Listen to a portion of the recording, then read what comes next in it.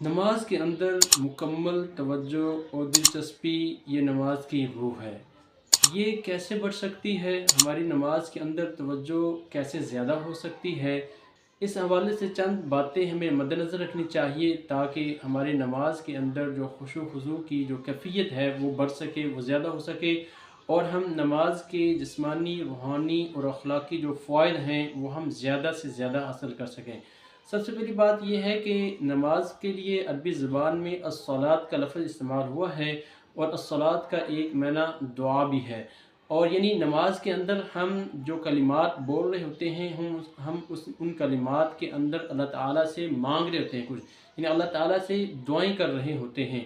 तो हम अल्लाह ताला से क्या मांग रहे हैं, हम अल्लाह ताला से क्या दुआएं कर रहे हैं, ये हमें मालूम होना चाहिए। दूसरी बात, हम किस ज़ात से मांग रहे हैं, किस ज़ात के सामने खड़े हैं और